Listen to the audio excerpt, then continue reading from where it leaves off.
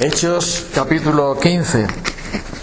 Y como veis ahí, el Espíritu Santo, del que estamos hablando a través de este libro de Hechos, es el que, entre otras cosas, cuida de la pureza del Evangelio. Vamos a leer desde el capítulo 15, versículo 1. Entonces algunos que venían de Judea enseñaban a los hermanos: si no os circuncidáis conforme al rito de Moisés, no podéis ser salvos. Como Pablo y Bernabé tuviesen una discusión y contienda no pequeña con ellos, se dispuso que subiesen Pablo y Bernabé a Jerusalén y algunos otros de ellos a los apóstoles y a los ancianos para tratar esta cuestión. Ellos pues, habiendo sido encaminados por la iglesia, pasaron por Fenicia y Samaria, contando la conversión de los gentiles, y causaban gran gozo a los hermanos, a todos los hermanos. Y llegados a Jerusalén fueron recibidos por la iglesia, y refirieron todas las cosas que Dios había hecho por medio de ellos. Pero algunos de la secta de los fariseos, que habían creído, se levantaron diciendo: es necesario circuncidarlos y mandarles que guarden la ley de Moisés.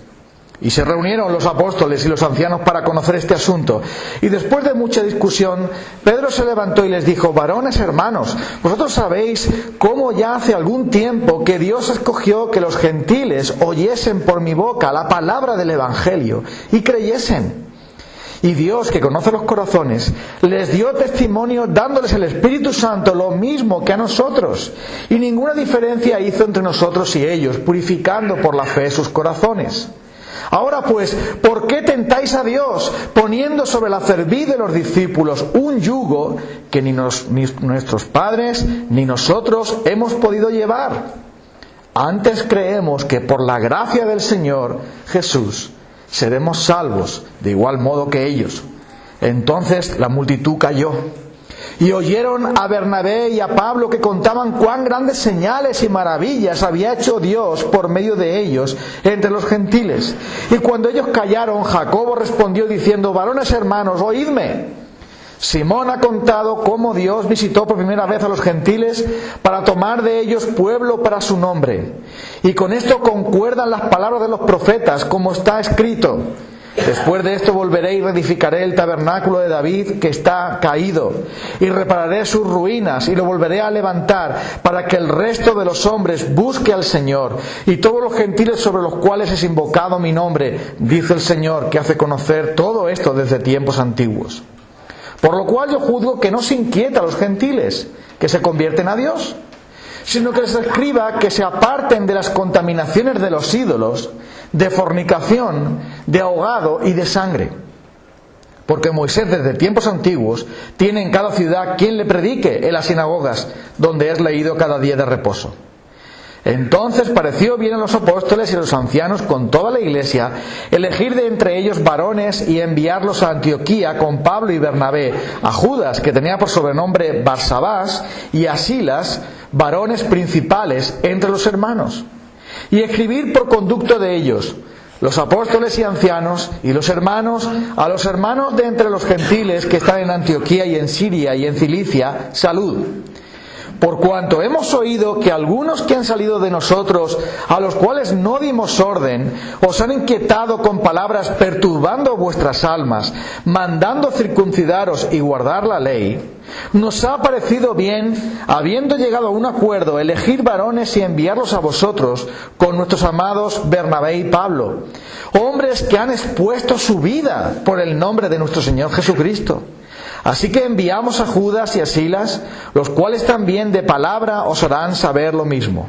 Porque ha parecido bien al Espíritu Santo y a nosotros no imponeros ninguna carga más que estas cosas necesarias: que os abstengáis de lo sacrificado a los ídolos, de sangre, de ahogado y de fornicación, de las cuales cosas, si os guardaréis, bien haréis. Pasadlo bien. Así pues, los que fueron enviados descendieron a Antioquía y reuniendo la congregación entregaron la carta, y habiendo leído la carta se regocijaron por la consolación. Judas y Silas, como ellos también eran profetas, consolaron y confirmaron a los hermanos con abundancia de palabras. Mira que el Evangelio es el gran regalo que Dios nos ha hecho. Es la gran receta que sana el problema grave que tenemos con el pecado.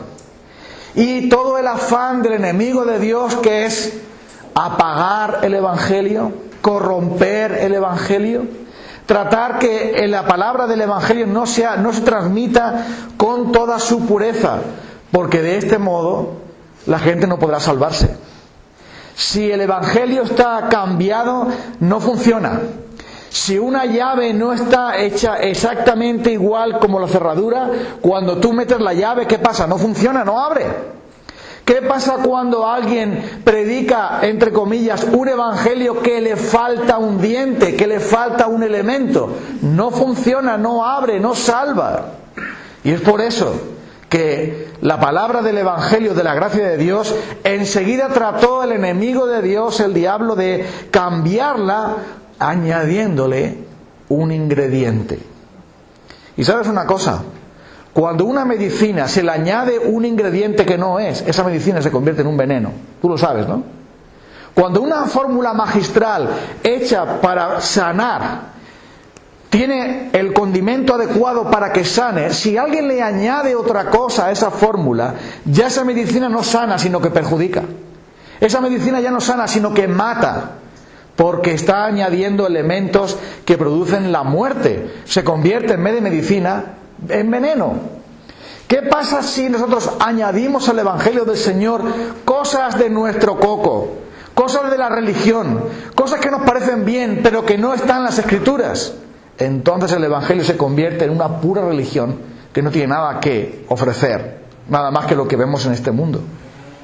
Y por eso la lucha que Satanás tiene contra la iglesia del Señor es por todos los medios que el Evangelio no se predique. Cualquier otra cosa le da igual al enemigo de Dios, pero no que el Evangelio se proclame en toda su pureza. Y a lo largo del tiempo, hasta el día de hoy, siempre ha habido quienes han tratado por todos los medios de apagar el Evangelio, corromper el Evangelio y tratar de que tú no escuches el Evangelio. Tú escuchas cualquier cosa, cualquier discurso de religión, cualquier cosa menos el Evangelio, porque el Evangelio es poder de Dios para salvación a todo aquel que cree, y si el Evangelio no te llega a ti no te vas a salvar. Así que cualquier cosa vale al enemigo menos el Evangelio. Y ya que el enemigo de Dios no pudo tampoco destruir a la iglesia con las persecuciones, todas las persecuciones que vinieron, ya que no pudieron callar la voz de Pablo aunque lo apedreaban, y a la voz de los hermanos aunque tenían que morir algunos por causa del Señor, él trató de destruir a la iglesia por dentro. Como no podía por fuera, se metió por dentro. Y ahora lo vemos aquí con estos hombres que supuestamente habían creído, pero querían añadir algo a la receta de Dios. Como si el Evangelio necesitase una pizca de algo que viene de ti. Mira, Dios sabe cocinar muy bien. No hacen falta ni conservantes ni colorantes. No hacen falta ningún ingrediente que tú le añadas. Porque estos hombres decían, muy bien, los gentiles han creído, pero ahora tienen que hacer algo más aparte de creer en el Señor Jesús para ser salvos. ¿Qué tienen que hacer? Tienen que guardar la ley, tienen que hacerse judíos, tienen que ser como nosotros, tienen que circuncidarse, ser obedientes a la ley, porque si no, no se van a salvar. Y ahí podemos ver en la boca de esos hombres al diablo mismo. Porque sabes una cosa, cuando un hombre, en el nombre de Dios, está predicando la mentira, ahí está el diablo, engañando a la persona que lo dice y a aquellos que le escuchan. Y por eso nosotros tenemos que discernir bien qué es lo que estamos escuchando. Porque parecía algo bueno, ¿no? Bueno, no pasa nada por obedecer la ley de Dios. Es una ley de Dios, ¿no? No pasa nada por eso. Así que ellos han creído en Cristo, ¿no? Y la ley de Moisés está bien. Amar a Dios, obedecer a Dios, eso está bien. Así que si quieren ser salvos, que sean buenas personas. Mira, eso hizo que Pablo se le erizara el cabello. Cuando Pablo oyó eso, le sangraron los oídos y se le quebró el corazón. ¿Quieres decir que Jesucristo no es suficiente para salvar? ¿Quieres decir que además de la fe en el Señor Jesús y en su cruz, Tenemos que hacer no sé cuántas obras más y llevar el yugo que nadie pudo cumplir la ley de Dios, sino solo Jesús. Quiere decir que para ir al cielo tenemos que guardar unos mandamientos que nadie jamás ha podido guardar. Quiere decir que el Evangelio no es suficiente, que Cristo no es suficiente, que la gracia no es suficiente, que la sangre de Cristo no es suficiente. ¿Quiere decir eso? ¿Quiere decir que Cristo no terminó su obra, que Él no ha hecho bien las cosas? Que yo tengo que ser y añadir algo de mi propia cosecha, una pizca de buena voluntad, otra pizca de obediencia y otra pizca de no sé religión y otra pizca de no sé cuánto para salvar. Entonces Pablo tuvieron una discusión muy fuerte con ellos y finalmente tuvieron que ir a la iglesia madre de Jerusalén para buscar allí la dirección del Espíritu Santo. Pero mira, el Espíritu Santo está en control de todo. Y cuando fueron allí y fueron recibidos por los hermanos, lo vimos el otro día, ellos se ponen a discutir sobre eso y vamos a ver los tres argumentos demoledores, que son como tres bombas que derribaron el edificio de la mentira para siempre. Tú has visto que a veces cuando se quiere acabar con un edificio viejo se emplean bombas. Eso está guay, ¿no? A mí me gusta ver eso. A varios hoteles que había en los Estados Unidos, hoteles ya muy viejos que los iban a cambiar, ¿sabes cómo los derribaron? Poniendo unas bombas en los cimientos. Y entonces cayeron a plomo. Unas pequeñas bombas, entre comillas, fueron suficientes para acabar con ese edificio, porque dañó el cimiento de ese hotel o de esa construcción. Y aquí tenemos tres potentes bombas que acabaron con el edificio de la mentira y con el plan de Satanás de quitarnos el Evangelio para que tú y yo no podamos ser salvos hoy día. La primera bomba fue la que Pedro mismo menciona, diciendo, un momento, el Evangelio es dado a los gentiles y eso proviene del Espíritu Santo, proviene de Cristo mismo. Lo dice a partir del versículo 8, ya lo hemos considerado, diremos muy rápidamente porque lo vimos el domingo pasado. Pero ahí les cuenta Pedro, mira, yo estaba orando a Dios y el Señor me dijo, Pedro, vete para los gentiles y predícales. ¿Fue cosa de Dios? El Espíritu Santo me dijo, mata y come. Señor, yo no he comido nunca cerdo ni nada de eso porque eso es inmundo. Y entonces me dijo el Señor, a lo que yo he limpiado, tú no lo llames inmundo, sucio. Hay unos hombres ahí, Pedro, que te buscan. Vete con ellos, porque yo les he enviado. Entonces Pedro se fue con ellos, fue a casa de Cornelio y empezó a predicar la palabra de Dios. Cornelio le dijo, mira, yo he tenido una visión del Señor que tú tienes que venir aquí. Venga, háblanos de lo que Dios quiere, te ha enviado aquí.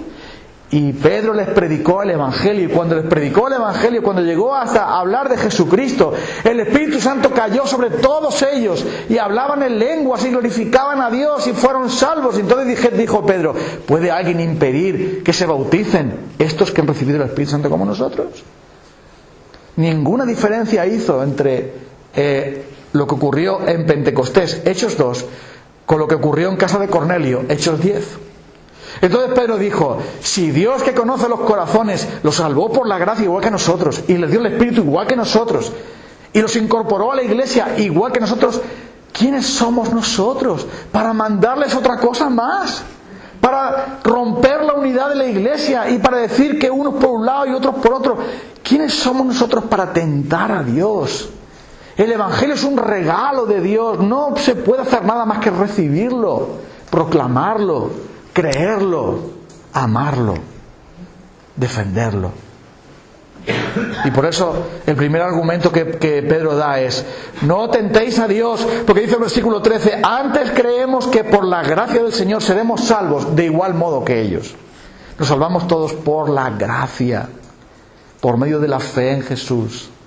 Y eso es para todos aquellos que crean, no importa que sean de un país o de otro, no importa que sean judíos o no judíos, no importa cuál sea su condición. Entonces este es el primer argumento. El primer argumento es que el Evangelio es de Dios y Dios lo da y lo da completo, perfecto, terminado y no se admite nada más.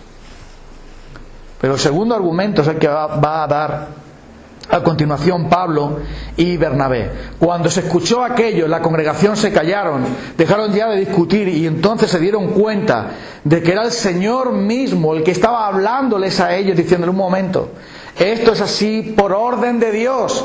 Y vosotros queréis aquí hablar por orden vuestra. No, esto no cuadra, tiene que ser de Dios. Dios es el dueño aquí, no nosotros.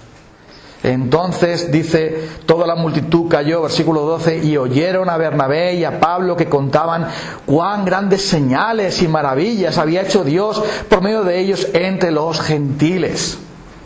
La segunda prueba es: el Señor está sellando su evangelio en los gentiles con sus señales y maravillas. Si Pablo y Bernabé y los demás hermanos, cuando predicaban el evangelio, veían cómo la gente se convertía a Cristo, cómo dejaban la idolatría, cómo dejaban la hechicería, cómo dejaban la maldad y se convertían al Señor. Si ellos vieron también cómo el Señor confirmaba esa palabra con las señales, con los milagros, con las maravillas de Dios, de tal manera que el Señor hacía grandes milagros a través del apóstol Pablo y a través de los hermanos allí, si el Señor estaba confirmando esa palabra con su poder y su gracia, no había ninguna duda de que esa era la palabra verdadera del evangelio. Entonces, el segundo argumento es: el Señor está confirmando por su Espíritu que el evangelio, este evangelio es el verdadero. ¿Cómo sabes tú que la palabra del Señor, que el evangelio es verdadero? Porque funciona en la gente. Está claro. Cuando algo funciona, se demuestra que es verdadero. Si te duele la cabeza mucho, tienes un gran dolor en la espalda, tienes un gran dolor en donde sea, y alguien te da una pastilla que no funciona, te la tomas y dices: esto no me ha hecho nada. ¿Por qué? ¿Qué ha pasado? Porque no era la apropiada. Pero si tú tienes un grave dolor y alguien te da la medicina adecuada y rápidamente se te quita, entonces ahí es donde se ve que algo funciona. Me acuerdo un día que mi padre tenía un dolor de muelas. Le dolía.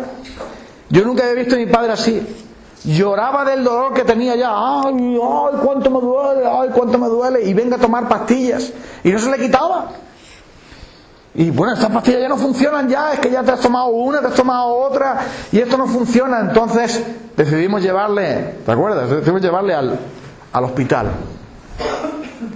Y en el hospital sacó la enfermera al Winchester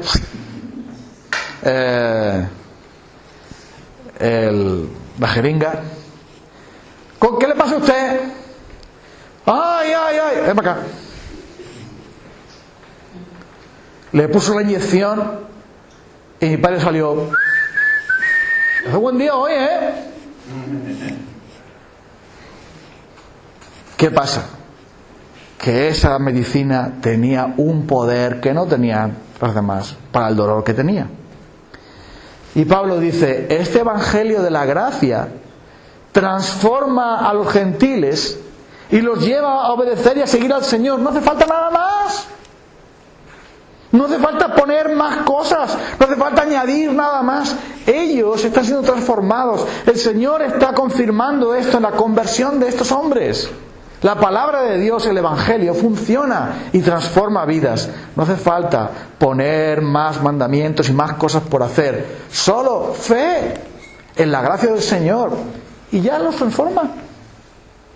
La ley no fue dada para salvar a la gente. Tú lo has oído por ahí: sé buena persona y Dios te aprobará. No hay ninguno bueno. ¿Tú conoces a alguien que sea bueno? El evangelio nos dice que Jesús es el único bueno. Y si tú crees en Él, toda su justicia pasa a tu cuenta. Y eres justificado por su sangre y por su vida y por su obra en la cruz y en su obediencia. Si Cristo ya obedeció por mí todos los mandamientos, yo no necesito obedecer los mandamientos para ir al cielo. Ahora yo obedezco los mandamientos, ¿para qué? Para agradar al Señor, por gratitud, pero no por una obligación para salvarme. Y esos hombres decían: si quieren ser salvos, que se circunciden y que guarden la ley. Y Pedro dice, ¿la habéis podido guardar vosotros? No. ¿Y qué quieres, que la guarden ellos? La ley fue dada para llevarnos a Cristo, arrepentidos, buscando en Él la gracia y la misericordia que solo en Cristo podía darnos. Y el tercer argumento es el que menciona aquí Santiago. Cuando este Jacobo que aparece aquí no es el apóstol Santiago, ese lo mató a espada Herodes, ¿te acuerdas?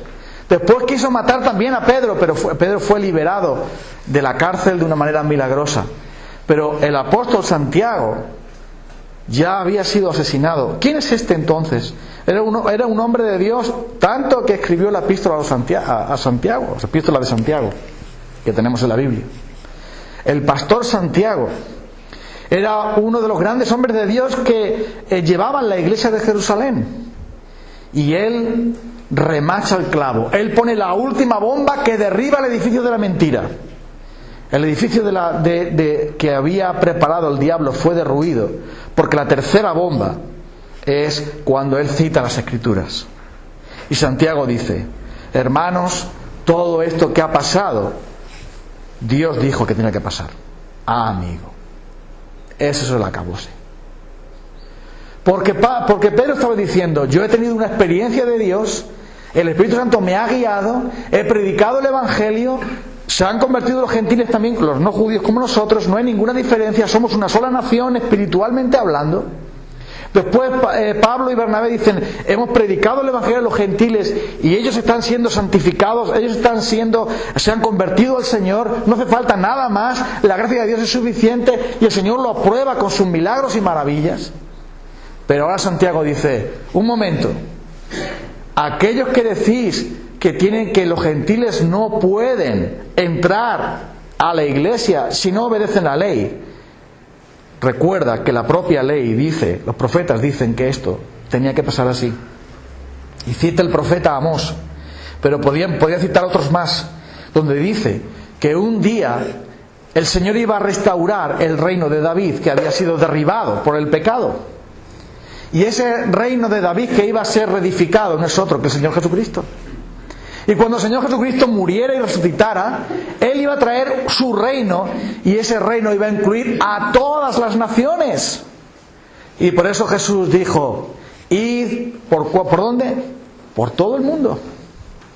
Y predicad el Evangelio ¿a quién? A toda criatura, a todas las naciones, bautizándolos en el nombre del Padre y del Hijo y del Espíritu Santo, y enseñándoles que guarden todas las cosas que os he mandado. Y entonces Santiago dice, en esto concuerda la Escritura, la experiencia de Pedro, la experiencia de Pablo, todo eso concuerda con las Escrituras, es algo que viene de Dios, Dios lo confirma, así está escrito, Dios ha dicho que eso tiene que ser así, por lo tanto, cierra la boca ya y obedece tú.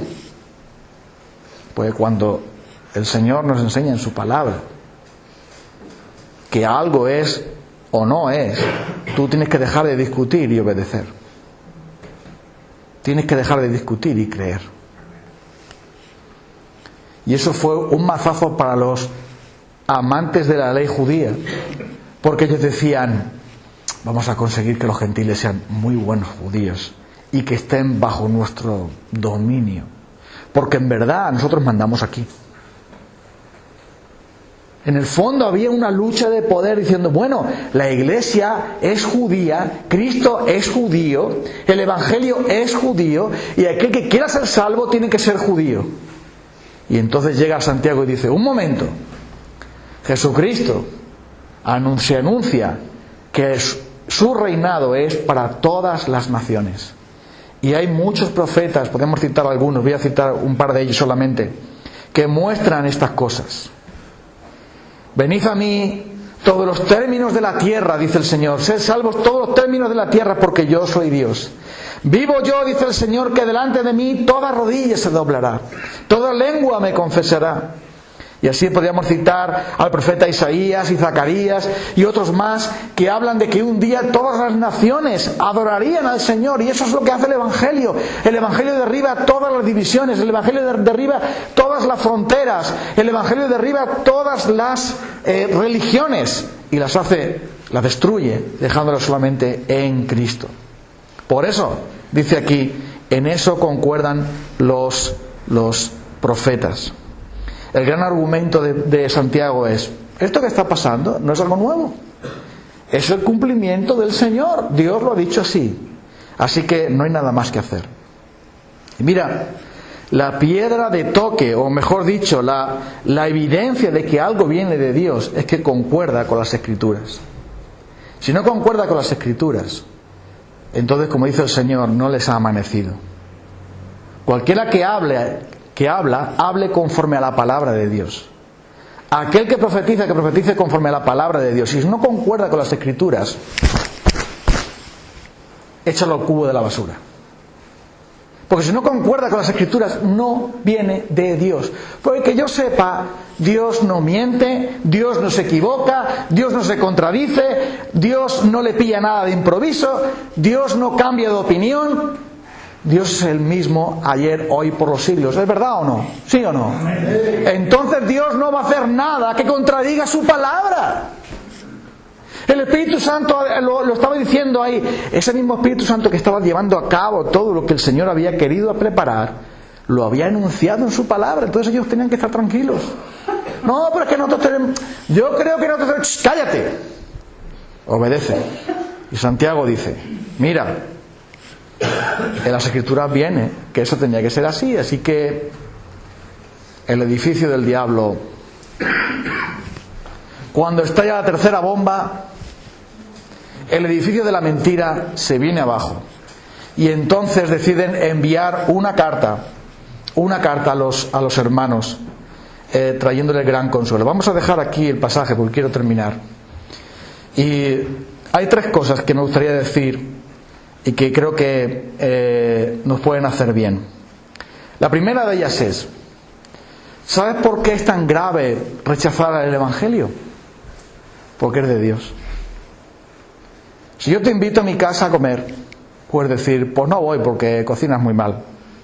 Y es cierto, aunque hago unos macarrones, Marta? Pero si yo te invito a comer a mi casa, a lo mejor te hago un bocadillo de mortadela. Entonces puedes decirme que no. Puedes rechazar una invitación de alguien que es intrascendente en tu vida. Si alguien te invita y tú dices: bueno, no necesito esa invitación. Pero si Dios, a través de su Evangelio, te invita a ser salvo, tener perdón para tus pecados y vida eterna, y tú rechazas eso, entonces no habrá para ti perdón. Porque no estás rechazando una religión inventada por unos hombres. Ah, mira, yo era católico y me ofrecieron otra religión. Yo estaba bebiendo Coca-Cola y me ofrecieron Fanta. Me ofrecieron Nestí. Pero me daba igual. Al final me bebí otra cosa. No es así. El Evangelio es el don de Dios para ti. Y tienes que recibirlo y creer en él. Porque si no lo haces, estarás perdido. Y Jesús lo dice así bien claro: y esta es la condenación, que la luz vino al mundo y los hombres amaron las tinieblas. El que cree en él no es condenado, pero el que no ha creído ya ha sido condenado, porque no ha creído en el nombre del unigénito Hijo de Dios. Así que el Evangelio es para ti. El Señor te lo preparó, el Señor te lo dio. Debes recibirlo, porque es la única medicina que te salvará. La segunda cosa es que Dios ha dado pruebas claras de que el Evangelio es la verdad. Por eso puedes estar seguro de que el Evangelio funciona y es cierto. ¿Sabes por qué? Porque siempre que el Evangelio ha sido predicado, el mal ha tratado de destruirlo. Eso demuestra que viene de Dios. ¿A que sí? Cuando Dios hace algo, el diablo quiere derribarlo. Y cuando la palabra de Dios se predica, siempre hay alrededor persecución contra el Evangelio, contra los cristianos, contra el testimonio de Dios, para apagar la luz, para derribar la obra del Señor. Y eso demuestra que viene de Dios.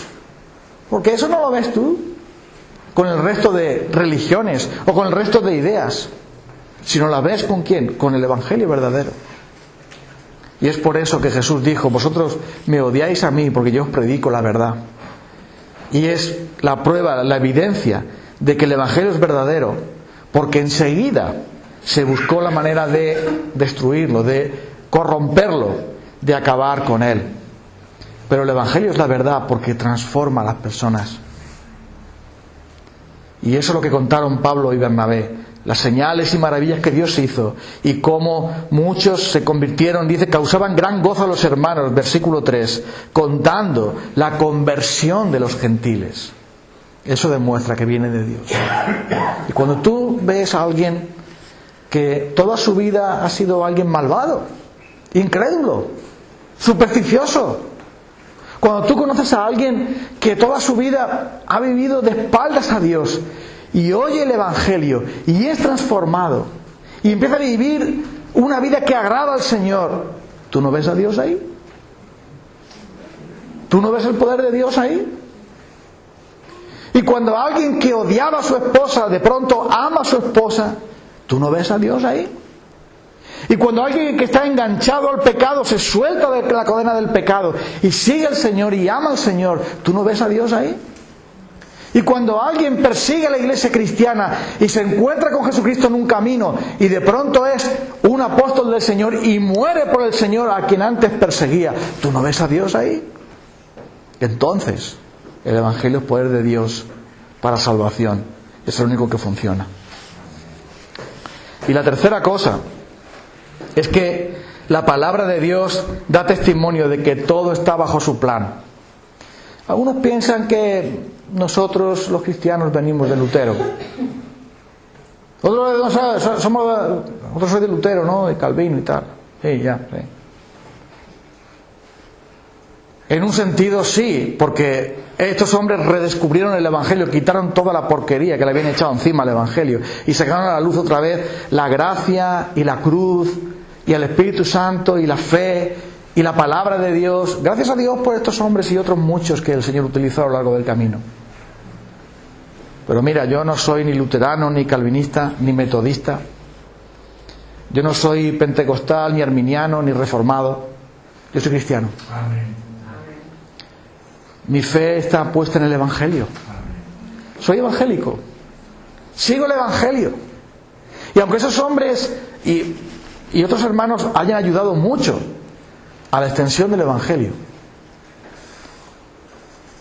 en Hechos 15 no había nada más que cristianos. Nada más. No tenían... ¿Cuál es tu apellido? Un día un joven de una iglesia que yo pastoreaba se fue a una reunión general de jóvenes de muchas iglesias, y cuando volvió va y me dice: oye Fran, tengo una pregunta que hacerte. Digo, bueno, tú dirás. ¿Nosotros de qué denominación somos? Digo, ¿eso te preocupa mucho a ti? No, es que en la reunión donde yo estuve me preguntaron: ¿de qué denominación eres tú? Digo, yo no sabía qué respuesta. No, yo soy cristiano. Y decían que esa denominación no la conocían. Digo, no, pero nosotros ¿de qué denominación somos? Nosotros somos cristianos, seguimos el Evangelio, no necesitamos apellido. Pero es que me preguntaron si yo era de la asamblea de hermanos, si yo era de no sé qué, y yo no sabía qué respuesta dar, pero tú le has dicho que eres de Cristo. ¿No les basta con eso? Tenemos que ir al origen de las cosas y saber que los apóstoles, que los ancianos, que los hermanos dijeron: oye, da igual que seas de Antioquía, que seas de Creta, que seas de no sé cuánto, eres del pueblo de Dios, eres del Señor. Eres cristiano, eres por la gracia de Dios tan creyente como nosotros y no hay nada más que hacer. Así que Nos deleitamos en eso porque Cristo derribó todas las divisiones y hace que simplemente nosotros podamos ser discípulos. Al principio se les conoció a los del camino, porque iban en el camino. A nosotros se nos conocerá como cristianos. No tenemos que preocuparnos del apellido, sino del nombre. Amén. Cuando el Señor Jesucristo vuelva, o cuando vayamos a Él, no habrá un cielo para los pentecostales. ¡Aleluya! ¡Gloria a Dios! Pentecostales por aquí. No habrá otro para los bautistas. A ver, los bautistas por aquí. A ver, el comité, el subcomité, pasa por aquí. Y otro para la asamblea de hermanos. Aquí las mujeres no pueden hablar ni nada, que se pongan un pelo y tal. Pues échalas por aquí, por este lado. Venga, ya. Todo eso es una cosa que hemos inventado nosotros. Pero en Cristo no hay ni varón, ni mujer, ni siervo, ni libre. Y el único cielo que yo conozco, ahí entran... Mira, por entrar, hasta los rumanos entran. ¡Qué cosa, eh! Los bolivianos también entran en ese cielo. ¡Madre mía! ¡Madre mía! Pero bueno. Y los manchegos, si están manchados.